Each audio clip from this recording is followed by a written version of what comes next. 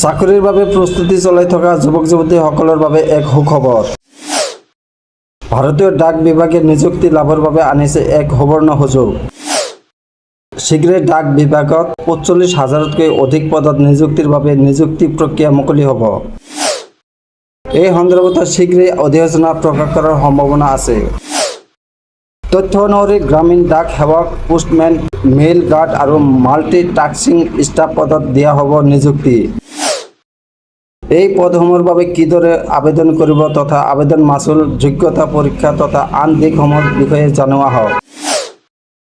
সূত্ৰ অনুসৰি গ্ৰামীণ ডাক সেৱকৰ আনুমানিক ৩০,০০০ পদ, পোষ্টমেনৰ আনুমানিক ১০,০০০ পদ, মেইল গাৰ্ড আৰু মাল্টি টাস্কিং ষ্টাফ পদৰ বাবে ক্ৰমে আনুমানিক ৩,০০০ আৰু ২,০০০কৈ পদ মুকলি হ'ব পাৰে। ইফালে বৰ্তমান ডাক বিভাগত চালক সাধাৰণ গ্ৰেডৰ বাবে ২৫টা পদ মুকলি কৰা হৈছে। অহা ৮ ফেব্ৰুৱাৰীৰ ভিতৰত ইচ্ছুক প্ৰাৰ্থীসকলে এই পদসমূহৰ বাবে আবেদন কৰিব লাগিব।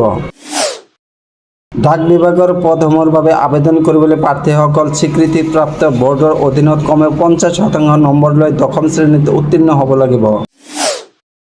প্ৰাৰ্থীসকলৰ স্থানীয় ভাষাৰ ভালদৰে জ্ঞান থাকিব লাগিব। ১৮ বছৰৰ পৰা ৪০ বছৰ বয়সলৈকে যোগ্য প্ৰাৰ্থীসকলে এই পদসমূহৰ বাবে আবেদন কৰিব পাৰিব। অৱশ্যে অনুসূচিত জাতি আৰু অনুসূচিত জনজাতিৰ প্ৰাৰ্থীসকলৰ ক্ষেত্ৰত অতিৰিক্ত ৫ বছৰ বয়স ৰেহাই থাকিব। একেদৰে OBC প্ৰাৰ্থীসকলে অতিৰিক্ত ৩ বছৰ ৰেহাই লাভ কৰিব। আনহাতে PWD প্ৰাৰ্থীসকলৰ বাবে ১০ বছৰ ৰেহাই দিয়া হ'ব।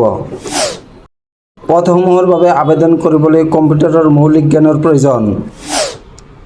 জেনেৰেল আৰু OBC প্ৰাৰ্থীসকলে ১০০ টকা আবেদন মাচুল পৰিশোধ কৰিব লাগিব। আনহাতে অনুসূচিত জাতি, জনজাতি আৰু PWD প্ৰাৰ্থীসকলৰ ক্ষেত্ৰত মাচুল ৰেহাই দিয়া হ'ব। সাধাৰণতে এই পদসমূহৰ বাবে প্ৰাৰ্থীৰ নিৰ্বাচন ১০ম শ্ৰেণীৰ নম্বৰৰ ওপৰত ভিত্তি কৰি কৰা হয়। গতিকে নম্বৰৰ ভিত্তিত শ্বৰ্টলিষ্ট হ'লে নথিপত্ৰ পৰীক্ষণ প্ৰক্ৰিয়াৰ বাবে উপস্থিত হ'ব লাগিব। অৰ্থাৎ এই পদসমূহৰ বাবে লিখিত পৰীক্ষা বা সাক্ষাৎকাৰ অনুষ্ঠিত নহয়। অৱশ্যে এই নিযুক্তিৰ বাবে আনুষ্ঠানিক অধিসূচনা এতিয়া প্ৰকাশ কৰা হোৱা নাই যদিও অতি সোনকালে অধিসূচনা প্ৰকাশৰ সম্ভাৱনা আছে। গতিকে চাকৰি প্ৰত্যাশী যুৱক যুৱতীসকলে এতিয়াৰ পৰাই প্ৰস্তুতি আৰম্ভ কৰা উচিত হ'ব। অধিসূচনা প্ৰকাশ পোৱাৰ পিছত প্ৰাৰ্থীসকলে আবেদন কৰিব পাৰিব।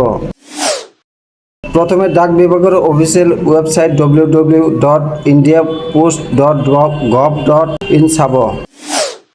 ইয়াৰ পিছত পোষ্ট অফিচ ৰিকুৱাৰমেণ্ট ২০২৫ লিংকত ক্লিক কৰক।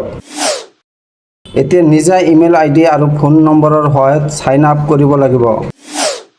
ইয়াৰ পিছত আবেদন প্ৰপত্ৰত উল্লেখ থকাৰ দৰে সকলো তথ্য পূৰ কৰিব লাগিব। তথ্য পূৰণৰ পিছত ফটো আৰু স্বাক্ষৰৰ লগতে সকলো প্ৰয়োজনীয় নথিপত্ৰ আপলোড কৰিব লাগিব। এতিয়া আবেদন মাচুল পৰিশোধ কৰি আবেদন পত্ৰখন ছাবমিট কৰিব।